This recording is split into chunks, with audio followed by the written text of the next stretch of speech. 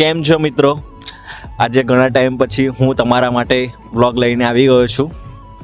તો આજે મારી સાથે હું અને મારો મિત્ર દીપ ક્લિકમેન સાથે આવ્યા છે વડોદરાની એક પવિત્ર જગ્યા, જે જગ્યાનું નામ છે અનગઢ.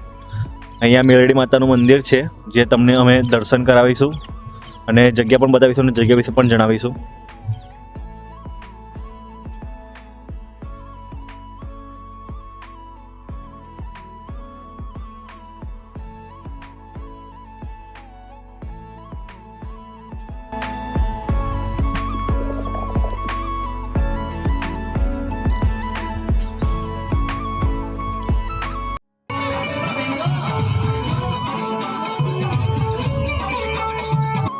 આ મંદિર માત્ર પૂજાનું સ્થાન નથી, પરંતુ અનગઢ ગામની આસ્થા અને વિશ્વાસનું કેન્દ્ર છે. અહીં મેલડી માતાજીને ગામના રક્ષક દેવી તરીકે માનવામાં આવે છે. સ્થાનિક લોકો માને છે સાચા દિલથી માગેલી માનતા મેલડી માતાજી જરૂર પૂરી કરે છે. તેથી અહીંયા નારિયેળ, ચૂંદડી અને પ્રસાદ અર્પણ કરવામાં આવે છે.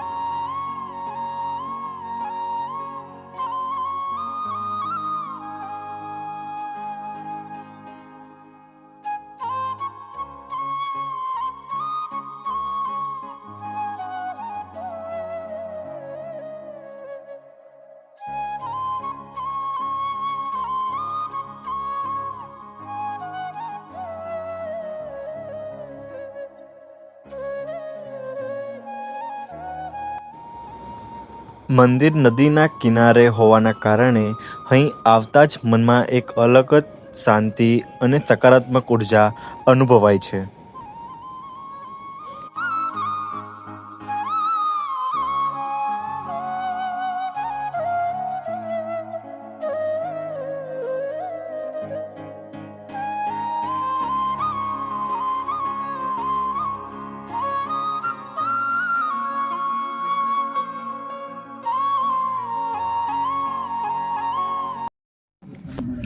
તો હવે ફાઇનલી અમે હમણાં નીચે દર્શન કરી લીધા છે અને હજુ એક મંદિર છે, આજે ઉપર જવાનો રસ્તો છે, તો ત્યાં અમે દર્શન કરવા જઈએ છીએ. તો તમને ઉપરનો પણ વ્યૂ બતાવીએ. પૂરું પવિત્ર ભક્તિથી ભરેલું અહીંયા વાતાવરણ છે. એકદમ શાંતિ છે, ભક્તોની પણ ભીડ છે, તમને દેખાઈ રહ્યું હશે. તો ચાલો હવે ઉપર જઈએ.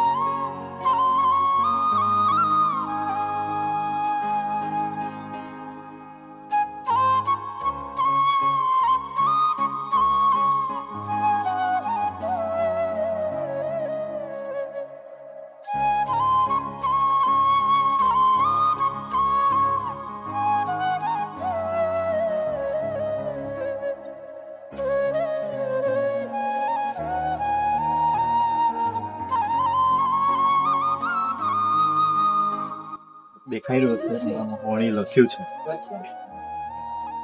એ જે એના ભાઈ ભક્તો પોતાના હાથોથી લખે છે અને દર રવિવારે ફરી લખે છે,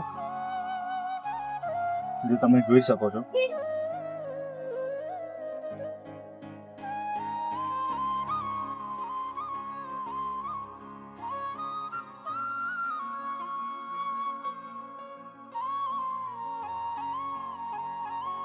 આ મંદિરે દર રવિવાર, નવરાત્રિ, અમાસ અને પૂર્ણિમાના દિવસે અહીં વિશેષ પૂજા થાય છે અને ભક્તોની મોટી ભીડ જોવા મળે છે.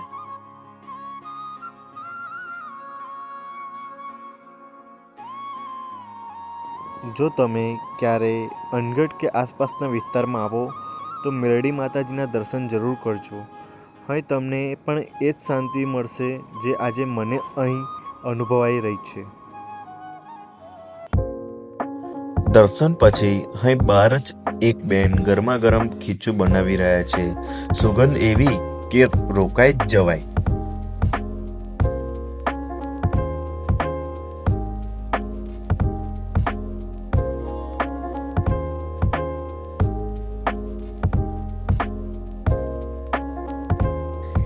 આ ખીચું એકદમ તાજું, નરમ અને મસાલેદાર છે. વરાળ ઉડતી જોઈને જ મોઢામાં પાણી આવી જાય. ઉપરથી થોડું તેલ, મરચાંનો તડકો અને બસ સ્વાદ એકદમ લાજવાબ. દર્શન પછી આવું ખીચું મળે તો મજા બમણી થઈ જાય. આવા સ્થાનિક સ્વાદ અને મહેનત કરનારા લોકો જ અમારી ગામની સાચી ઓળખ છે. અનગઢ આવો અને મેરડી માતાના દર્શન સાથે આ ગરમા ગરમ ખીચું માણવાનું ભૂલતા નહીં. હવે મંદિરના દર્શન થઈ ગયા છે તો હવે ભૂખ લાગી છે તો પાપડીનો લોટ થઈને આ વ્લોગ નો અહીંયા જ અંત લાવી. Thank you so much. આવી રીતે સપોર્ટ કરતા રહેજો. Thank you.